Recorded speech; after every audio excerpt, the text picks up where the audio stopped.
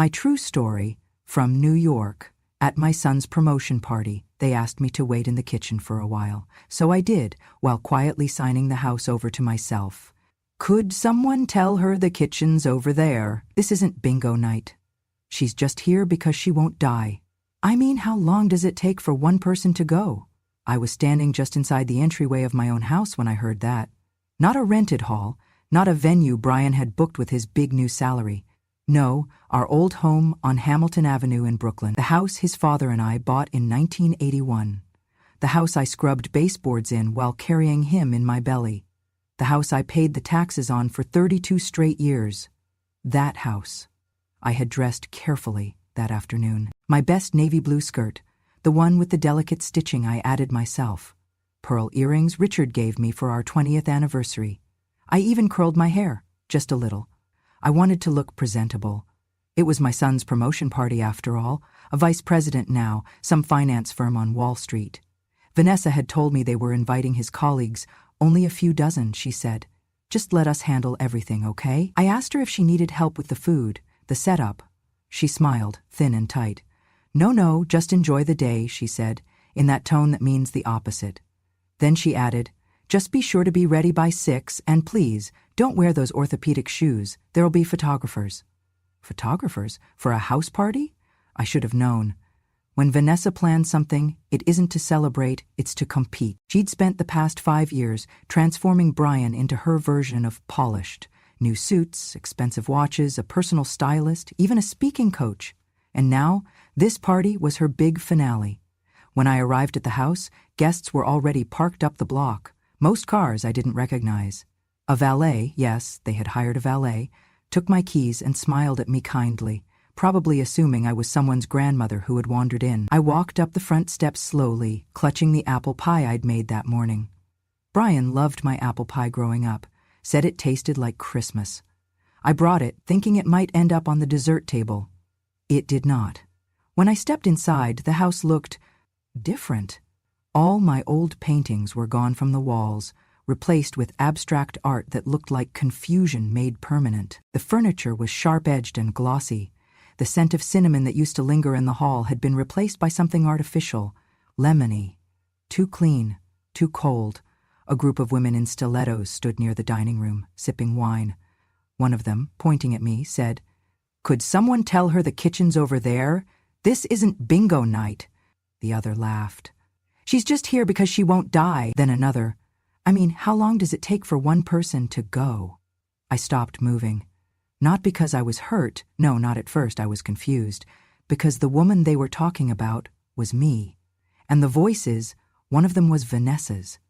I stood there like a statue as Vanessa swanned over, her high heels tapping like threats on the hardwood.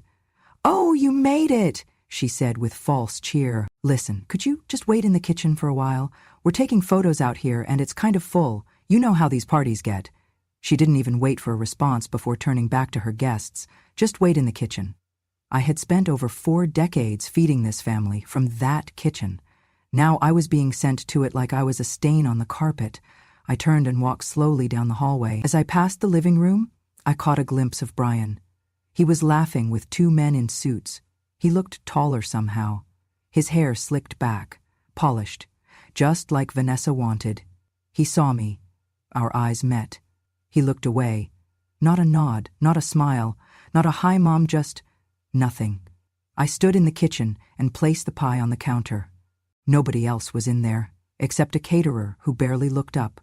I stared at the familiar cabinets, now painted white and sterile.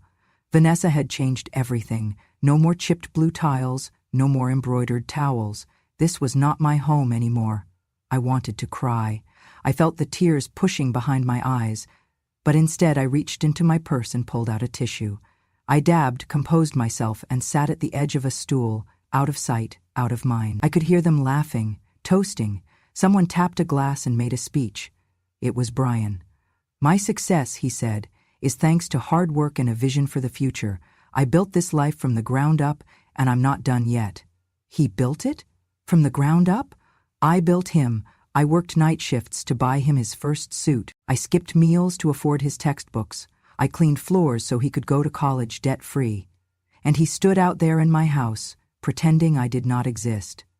I sat in that kitchen for almost 40 minutes. Nobody came to check on me. Nobody offered me a drink or a seat at the table. Eventually, I got up. I walked toward the hallway quietly, staying behind the wall so they would not see me. I just wanted to hear something human, something real. That was when I heard Vanessa's voice again. She told me last week I used to rock you to sleep. What is this, a charity sob story? The only reason we let her stay is the tax break. Another voice.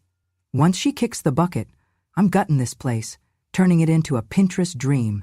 Laughter. Loud, sharp, cruel. I did not move. I stood in that hallway, behind the corner, as invisible as they thought I was. But I was not deaf, and I was not stupid. They thought I was just some old woman who had overstayed her welcome. What they forgot, what Vanessa never bothered to ask, and what Brian chose to ignore, was whose name was still on the deed. And while they toasted to their new life, I reached into my purse again. Not for tissues, or something far more permanent. Brian was my only child, my miracle. After 5 miscarriages, after years of prayers and silence and pitying looks from women at church, he came into the world pink and screaming and whole. I carried him like glass.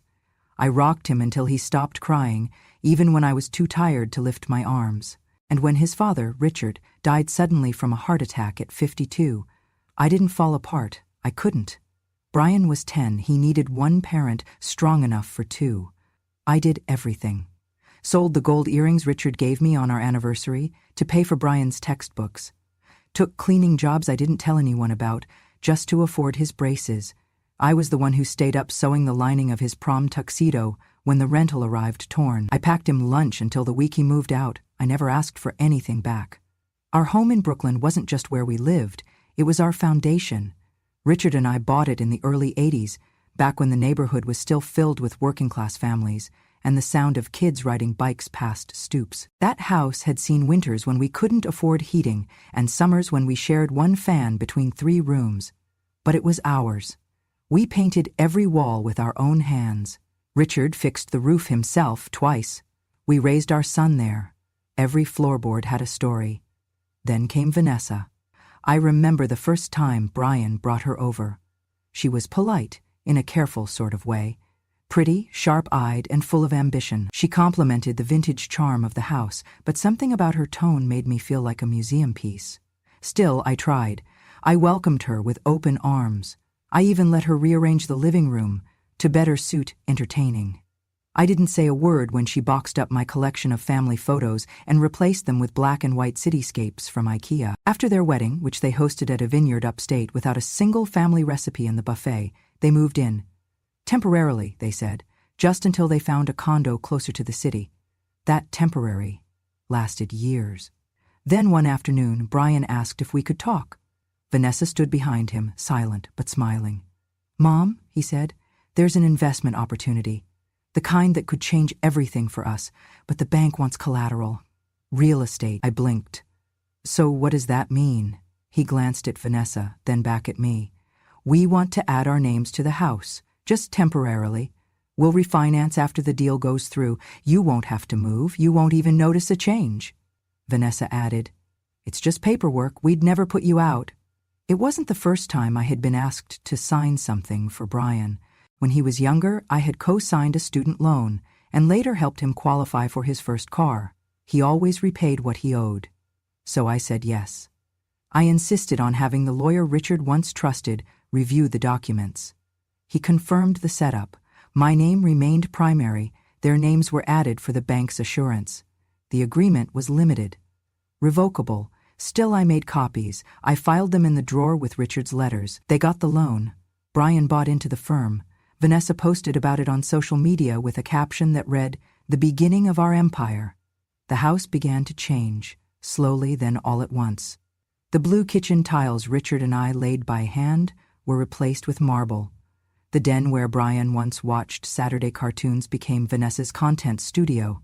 My favorite reading nook was converted into a bar cart display. I adjusted. I told myself it was their time now. I stopped hosting Sunday dinners.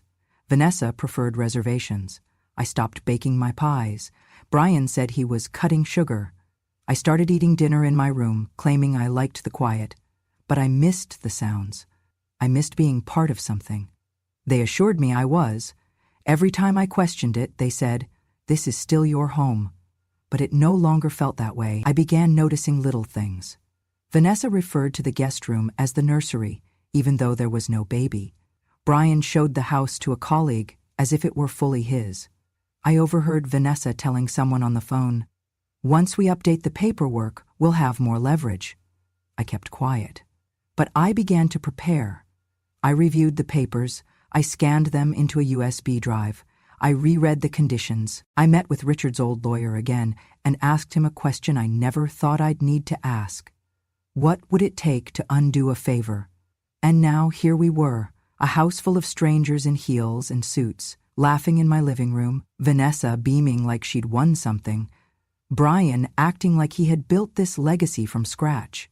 They did not know how many nights I scrubbed dishes until my knuckles bled. They did not know the sleepless nights I spent balancing budgets so Brian could have a birthday cake and new sneakers in the same month. They did not know because they did not ask, because I stopped reminding them. They assumed I was too old to care, too tired to act, too grateful to resist. But they forgot one thing. I never gave them everything, and now they were going to learn what happens when a mother remembers. I stood in the kitchen, holding the apple pie I had baked with my own 2 hands, my signature recipe, the one Brian used to beg for every Thanksgiving. I had even braided the crust edges the way he liked, brushing it with egg yolk to give it that golden brown finish. I set it gently on the marble countertop that used to be old butcher block, before Vanessa modernized everything. Now it looked like a magazine spread. Sterile, curated, cold. Vanessa had once called my pies quaint. Then she upgraded the word to outdated. And finally, last Christmas, when I offered to bake for the firm's potluck, she smiled and said, "Let's not. We don't want to bring the tone down." So I had stopped offering. But that morning, I had baked this pie anyway, maybe out of habit, maybe out of hope. Now it sat untouched, forgotten, like me. I stayed in the kitchen, hands folded in my lap. The sounds of the party hummed through the house. Clinking glasses, bursts of laughter, the low thump of music too elegant to dance to. I could hear Vanessa's voice rising above the rest, bright and chirping like a bell no one asked to ring. Then the words came, clear as crystal, cruel as winter wind. "This old hag still thinks she matters. If it weren't for the tax benefits, I would have tossed her out years ago." There was laughter, not polite giggles, real laughter, the kind that scrapes against dignity and leaves welts. She told me, "I used to rock you to sleep. What is this, a charity sob story?" My fingers tightened around the edge of the stool. "Once she kicks the bucket, I'm gutting the house, turning it into a Pinterest dream." Another voice, sharper and smug, "Well, tell her to die faster then. You deserve the space." That was the moment something inside me turned. Not snapped, no. It was quieter than that. It was like a hinge swinging shut, a door closing, a warmth leaving the room and taking something sacred with it. I rose from the stool, my back straightened, spine stiff as iron. I walked to the edge of the hallway and turned the corner. They were all standing there. Vanessa, in her champagne-colored cocktail dress, clutching a wine glass like it was a trophy. Her friends, 3 other women in designer heels and men with loosened ties, stood around her, all of them red-faced from laughter. I looked directly at Vanessa. Her smile faltered. "I may be old," I said, "but I'm not deaf, and you may be young, but you're already rotten." The room went silent. You could hear the air turn. Even the ice in their glasses seemed to still. One of the women coughed. Another pretended to check her phone. Vanessa opened her mouth, but nothing came out. I didn't wait for a reply. I walked past them, slowly, deliberately, like someone crossing a battlefield. No rush, no shame. Only the weight of 1,000 unspoken memories in my steps. I returned to the kitchen. I stood beside the pie. I didn't touch it. I simply stared at it, wondering when food had stopped being about love and started being about image. Moments later, Brian appeared in the doorway. His face was flushed. Whether from embarrassment or anger, I couldn't tell. "Mom," he said, too casually, "Vanessa didn't mean." I held up my hand. "Don't, not tonight." He looked at me like I had grown a second head. "I'm sorry," he said. "No, you're not," I replied. "You're sorry I heard it." He shifted his weight. "It was a joke, a bad one. You know how people talk when they've had a drink?" "Oh, I do," I said softly. "But I also know how people talk when they think the person they're mocking isn't worth the effort to whisper." He had no answer. I turned back to the pie and picked up the tin. "She said she's going to gut the house after I die," I added. "That's what she said, Brian." He swallowed. "Mom, look, this house, it's part of a plan. We're trying to grow. I'm trying to give her a life she's proud of." "And what about the life I gave you?" I asked, turning to him. He blinked. "I raised you in this house. I built your entire life from within these walls. I gave you everything I had, every dollar, every hour, every ounce of strength, and now I'm just a tax benefit?" He looked at the floor. I could feel my heart beating hard, but I wasn't shouting. I wasn't even angry in the traditional sense. I was tired, but beneath the exhaustion, a new energy was rising. Clarity. I set the pie down on the counter. I leaned in slightly. "Do you know what Vanessa doesn't know?" I said. "She doesn't know I never fully transferred the deed, that what you have is temporary, that I can change it back." His head snapped up. "But you wouldn't," he said, almost laughing, "right?" I smiled, not with warmth but with knowing. "I'm old, Brian," I said, "not stupid." And I walked past him, out of the kitchen, back to my room. That night I didn't cry. I didn't stew. I planned. I remember the first time Vanessa came to our house. She wore a soft pink blouse and smiled like she had rehearsed it in the mirror. She complimented my roast chicken, said the house smelled like love, and even asked if I needed help with dishes. She told me she had always respected older women, said her own grandmother raised her while her mother worked. I believed her. I wanted to believe her. I remember thinking, maybe Brian found someone who understands family. But a smile can be a disguise. After their wedding, things changed gradually, not all at once, just enough for me to start wondering if I had misread everything. Vanessa stopped asking if I needed anything. Instead, she started assuming that I would clean up after their dinners, that I would watch the baby for a bit while she ran errands that turned into full-day excursions. Then came the second child. More assumptions, more silence. "Can you keep them overnight?" she would ask, already halfway out the door. I never said no, not once. I fed them, bathed them, rocked them to sleep, even on the nights my own bones ached like old wood in the rain. One day I overheard her on the phone, laughing. "She's basically our live-in nanny," she said, "except, free. Nanny with no pay." That is what I had become. Not grandma, not mother-in-law, not even housemaid. An unpaid, unacknowledged, invisible service. I wanted to scream, but instead, I folded laundry, I made dinner, I waited. I told myself silence was safer, but silence does not mean I forget. I remembered every comment, every time she rolled her eyes when I suggested an old remedy for a child's cough, every time she scolded me for giving the kids too much sugar when I offered them a single cookie, every whispered remark about old people and their superstitions. She thought I was too slow to catch her meaning, too soft to fight back. What she did not know was this. I may have aged on the outside, but my mind was as sharp as ever. I remembered every conversation. I kept copies of every document. I watched, I listened, I learned. Richard taught me that. My husband was a quiet man, but meticulous. He kept records of everything: bills, insurance, deeds, tax returns. He treated paper like it was sacred. He used to say, "People lie, paper doesn't."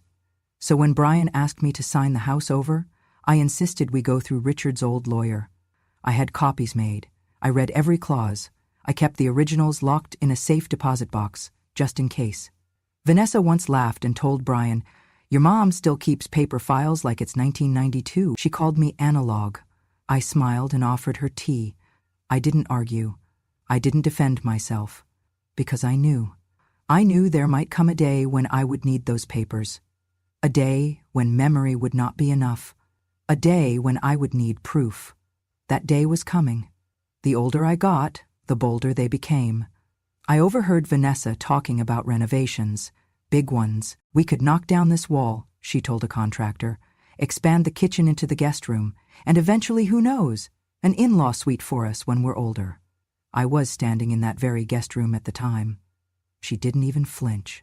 The house I built, the walls I painted, the rooms where I raised my son, they were already redesigning it in their heads, as if I were already gone, as if I were a burden to be planned around. But I kept the papers, I kept the title, and I kept every moment tucked away in the corners of my mind, like pins waiting to press into fabric.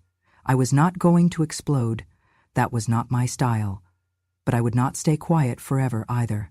Silence, when filled with memory, becomes its own kind of power, and I was ready to use it. Brian was glowing that night, that smug, corporate glow that comes from money, recognition, and forgetting who helped you get there. I watched him from the kitchen doorway, drink in hand, surrounded by men in navy suits and women who smiled without ever meaning it. His laughter was louder than usual, his gestures bigger, more theatrical. He had found his people, it seemed, and I was no longer one of them. He was telling a story about flipping properties, how smart money moves fast, how dead equity is just sleeping opportunity. His friends nodded along, one of them clapping him on the back like they were college buddies. Vanessa stood beside him, beaming like a CEO's wife. I watched them raise their glasses together. "Once the old hag's out," I heard one of the men say, "we can list the house, split the profit." My breath caught. My skin went cold. I stood very still behind the half-gua by the dining room entrance, heart hammering. Another voice, Vanessa's, too casual, said, "Why's it still in her name anyway?" Brian answered, low and dismissive, "It's just a formality. We'll sort it. Don't worry." And then, clear as day, from Vanessa, "Don't worry, she'll be gone soon, one way or another." The laughter that followed was quick and sharp, like knives hitting crystal. Nobody said anything after that. They moved on to something about a beach house investment in Montauk, but I did not hear it. I had already turned away. I climbed the stairs slowly, like a woman twice my age. Not because my knees hurt, but because the weight of what I had just heard was heavier than my body could carry. Each step felt like it was dragging years behind it. When I reached my bedroom, I closed the door softly, locked it. Then I sat on the edge of the bed and opened the drawer in my nightstand. From inside my purse, I pulled out the small leather folder I had carried for 7 years. Tucked within were the documents Brian had once convinced me to sign, the title transfer, or rather, the partial title transfer. It was dated 2016. I remembered the day clearly. We had sat in Mr. Raynard's office, Richard's old friend, the only attorney I still trusted. Brian had been nervous, Vanessa overly polite. They spoke in hopeful tones about investments and futures, about how this was just a step forward. I had insisted we include a clause that kept my name primary on the deed, a clause that stated clearly that any further transfer of ownership required my direct and notarized consent. They signed it. They smiled. They thanked me, but they never asked again, because they assumed I had forgotten. They assumed I had grown too old to track legalities, too soft to hold boundaries, too sentimental to protect myself. They were wrong. I opened the folder and read the first page again. The notary stamp, the initials, the signature, my own, calm and firm, beneath a paragraph they never reread. I flipped to the copy of the deed, the line that listed the current legal owners. My name listed first, sole primary. Their names listed second, conditional, conditional. I stared at that word for a long time. It had always felt like a formality. Now it felt like a weapon. I stood and walked to the closet, retrieved the small fireproof safe I had kept hidden behind an old suitcase.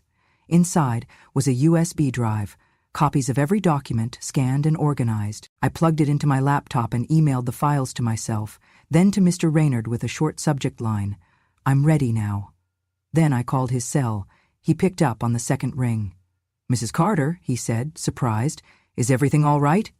"No," I replied, calm as ever, "but it will be." I didn't tell him what they said downstairs. I didn't tell him about the laughter. I didn't need to. The law didn't care about bruised feelings. It cared about facts, and I had them, in ink, in digital backup, in memory. After the call, I placed the folder back into my purse. I zipped it shut and sat back on the bed. I didn't cry. I didn't rage. I listened. I heard the party carry on below me. I heard the corks pop, the footsteps across my floors, the echo of voices planning a future that did not include me. But I knew something they didn't. I never gave them the house. I only lent them the illusion of control, and illusions, once broken, cannot be repaired. Ray was standing by the bookshelf in the study, quietly nursing a glass of something amber. Most people at the party did not know who he was, just another older man in a suit, blending into the background. But I recognized him immediately. He had not changed much.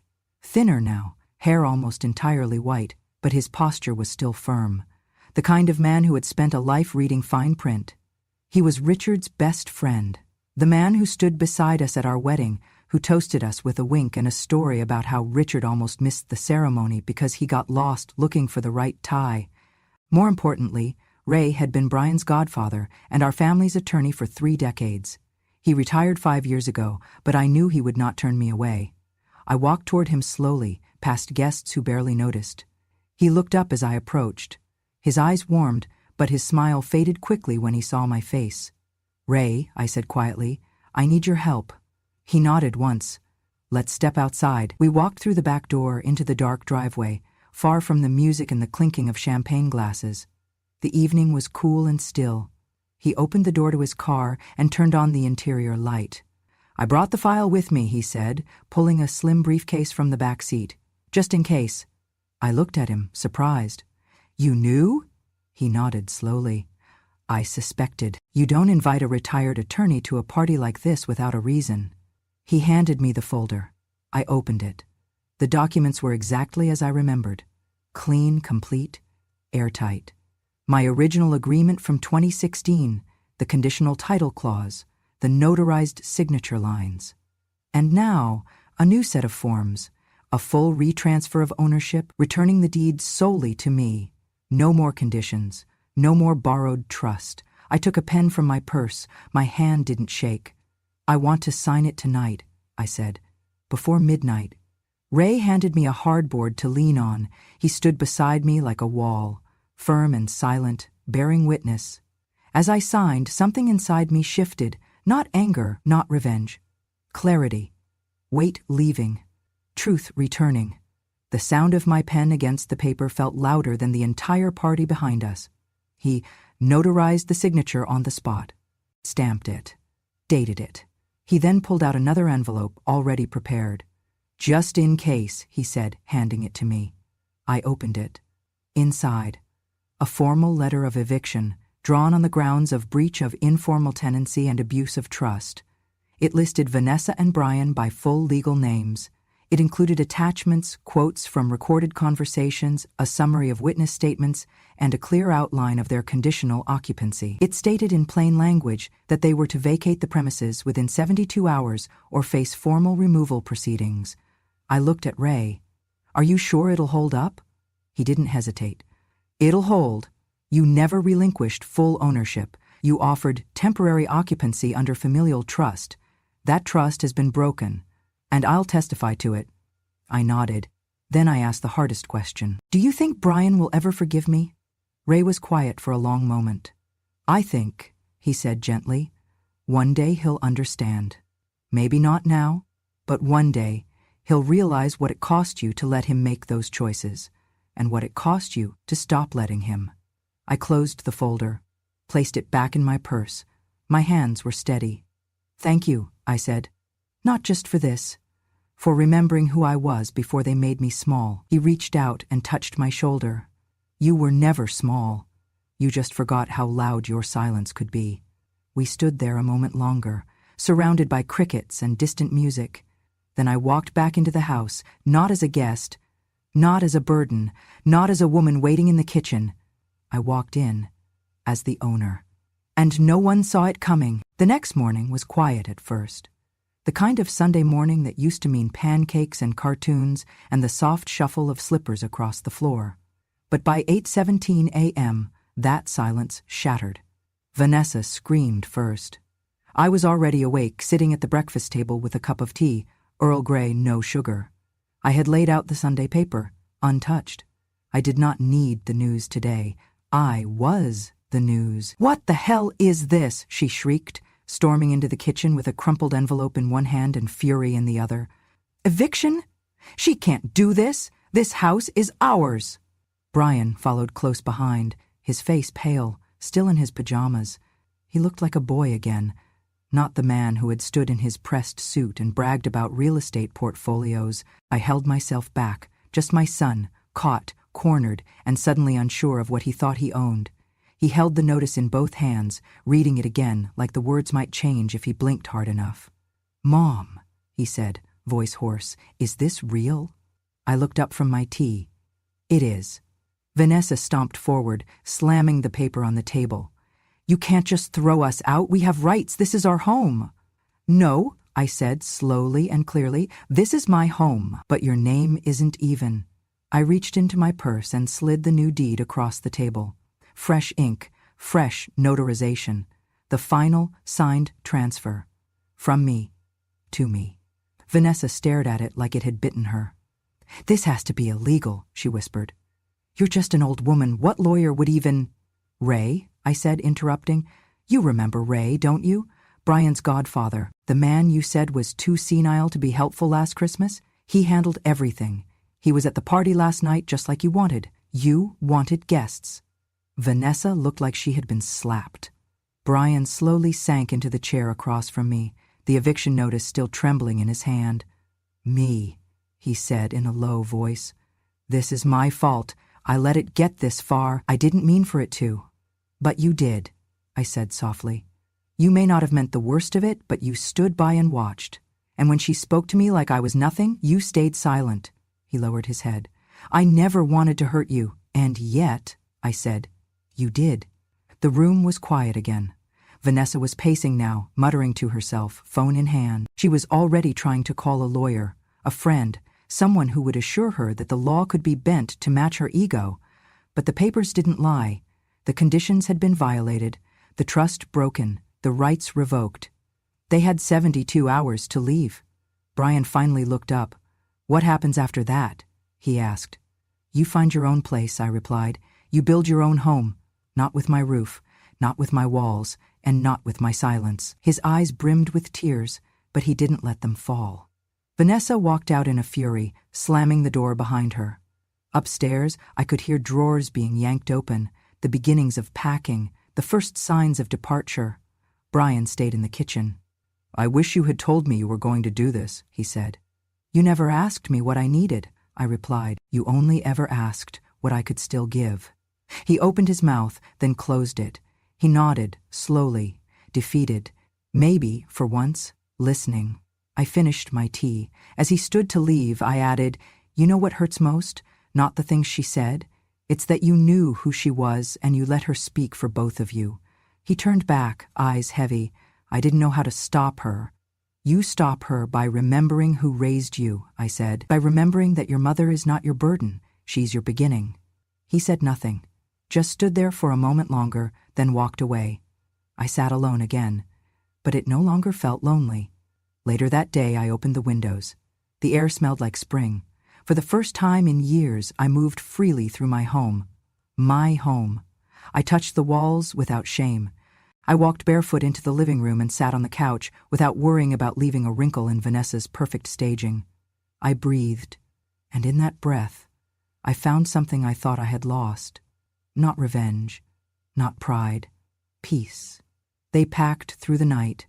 The next morning, I watched them load their luxury suitcases into the back of Brian's leased SUV. Vanessa refused to look at me. Brian did. He paused at the bottom of the porch steps. "Me?" he said.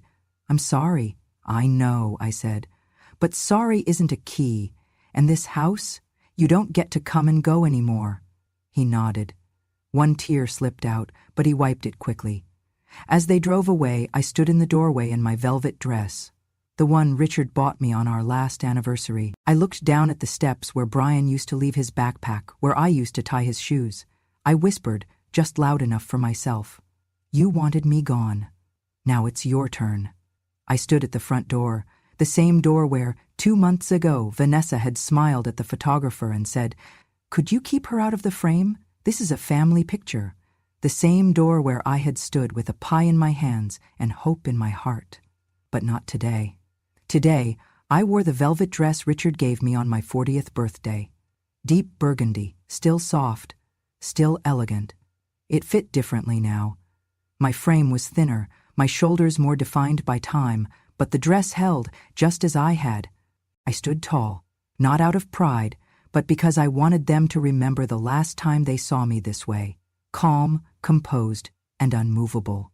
Vanessa was pacing near the car, her eyes red, her voice strained as she left voicemails for lawyers who were not picking up. Her designer heels clicked across the pavement like anxious Morse code. Her phone trembled in her hand.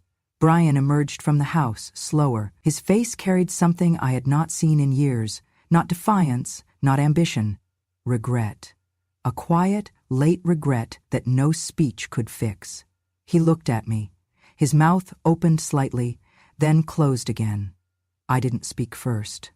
The house was quiet now. No music, no clinking glasses, just the sound of boxes being wheeled down the porch steps, and the occasional door thudding shut behind them. The court had granted them 48 hours to vacate, but I had already worked with the local housing board to expedite the process.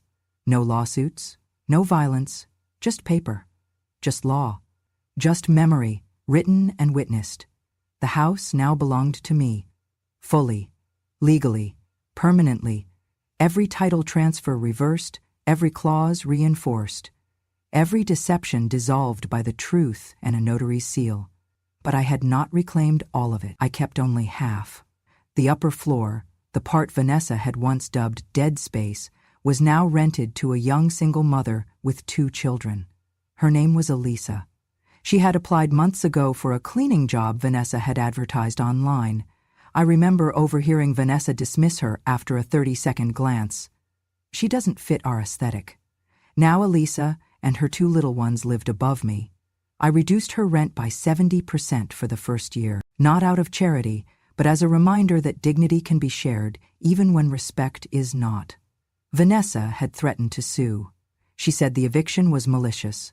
But when she received a package containing a flash drive with her own voice, recorded clearly by Ray during the promotion party, calling me a hag and talking about my death like it was furniture removal, she went silent. She never brought up the lawsuit again. Brian, however, did what I never expected. He asked to speak with me, privately. He came to the back porch at 4:10 in the afternoon, 10 minutes before their departure time. I was there, waiting with a cup of tea, watching the sun stretch across the fence Richard had built when Brian was 5. "Mom," he said, sitting slowly. "I'm sorry." I said nothing. "I got swept up," he continued. "Vanessa said a lot of things. She's persuasive. But I never stopped loving you. I didn't mean for any of this to happen." I took a sip of tea. "Love," I said, "is not a word, Brian. It's not a text. It's not a toast at a party." He looked down. "Love is not sending your mother to the kitchen and selling off her memories like second-hand furniture." He swallowed hard, his eyes shimmered. "I just wanted to give Vanessa the life she wanted." "And what about the life I gave you?" I asked. He did not answer. Before they left, I tucked a small envelope into the back seat of their SUV. I did not tell them. I did not need to. Inside was a single photo, a picture taken in this very house 28 years ago. Brian, age 7, fast asleep on my shoulder, mouth open, drooling on my sweater. I had been humming to him just out of frame. You could see the corner of the fireplace in the background, the one Richard used to clean every fall. On the back of the photo I had written, "If you still remember this moment, you might still have a chance to begin again. But don't knock on my door. Knock on your own heart first." As their car pulled away, slow, silent, and full of awkward goodbyes, I stood on the porch and watched. Vanessa never looked back. Brian did. Once. And I nodded. Not because I forgave, but because I had already finished remembering. I did not need revenge. I did not need applause. I needed truth. And I had it now, wrapped in velvet, standing on my own porch, in my own name. I walked back inside, closed the door, and exhaled. For the first time in years, no one would tell me where to go, what to say, or how to stay small. This house had heard every prayer I whispered, every tear I hid, every lullaby I sang when no one else was listening. It remembered me, even when they forgot. And now, so would they. Because I did not win by shouting. I won by remembering, and by never letting them forget. I did not need to take revenge with blood or noise. I only needed to remind them of one thing. I was a mother. I am still a mother. And a mother is never a guest in her own home. If this story touched something in you, if you've ever felt unseen in your own family or forgotten in a house you helped build, know this. You're not alone, and you're not powerless. Here at Grandma True Stories, we tell the truths that have waited too long to be heard, the quiet sacrifices, the silent revenge, the strength that never needed to shout to win. So if you believe memory is stronger than betrayal and that wisdom has no expiration date, subscribe to this channel, because when a grandmother speaks, the world finally listens. Subscribe now to Grandma True Stories and share this story with someone who still thinks the kitchen is where we belong. Our silence ends here.